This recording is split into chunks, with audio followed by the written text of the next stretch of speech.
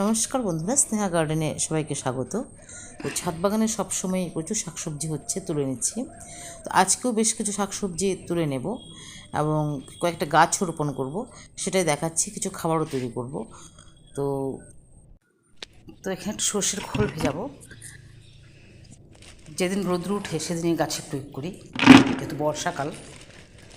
তো 4-5 দিন রেখে ভিজিয়ে রেখে তারপর গাছে পাতলা করে দিয়ে দিই। তো এখানে 5 কেজির মতো রয়েছে, তার থেকে অল্প নিয়ে নিচ্ছি।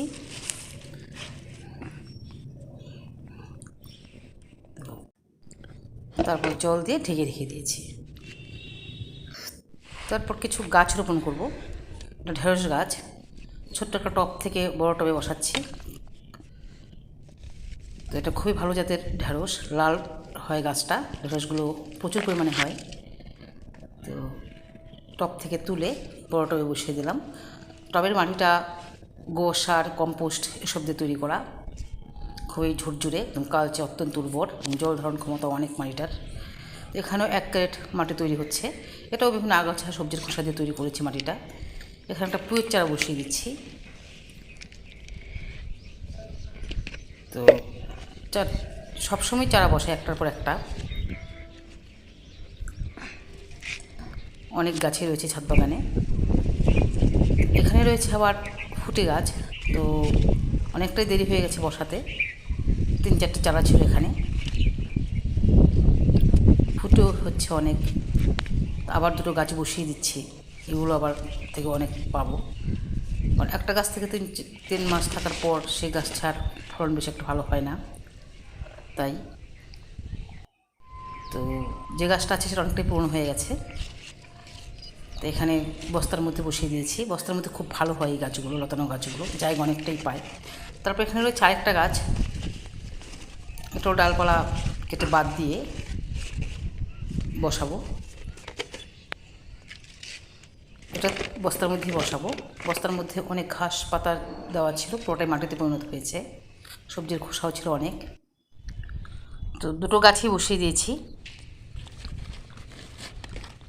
তারপর এগুলো একটু মাচায় তুলে দেবো, মাচা তৈরি করাই আছে।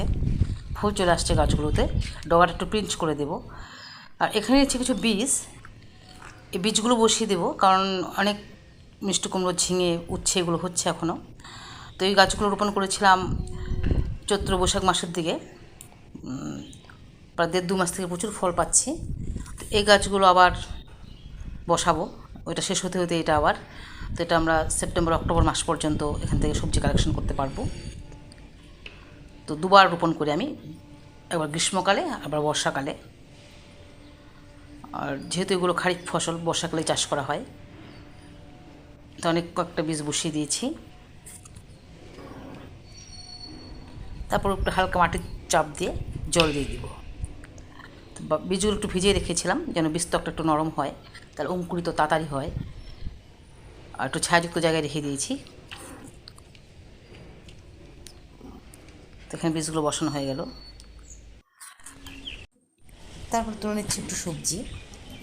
প্রথমে ঝিঙেটা তুলে নেব। দেখি ঝিঙে, উচ্ছে, মিষ্টি কুমড়, অনেক কিছুই হচ্ছে। এই মিষ্টি কুমড়টা কাঁচা সবুজ,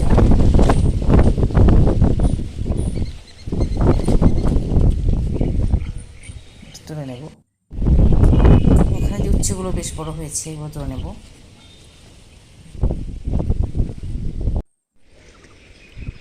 তো ঝিঙেটা তুলে নিচ্ছি, মাছে করে দিয়েছিলাম, প্রচুর পরিমাণ হচ্ছে, আরও বেশ কয়েকটা ঝিঙা তুলে নিয়েছিলাম। তো তারপর তুলে নেব এই চাল কুমড়োটা, বেশ বড় হয়েছে।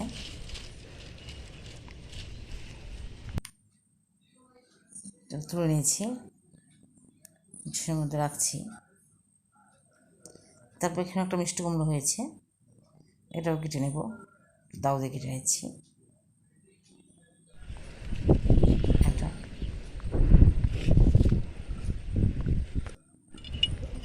তারপর নিচ্ছি মিষ্টি কুমড়োটা। তারপর ঝিঙেটাও নিয়ে নিচ্ছি।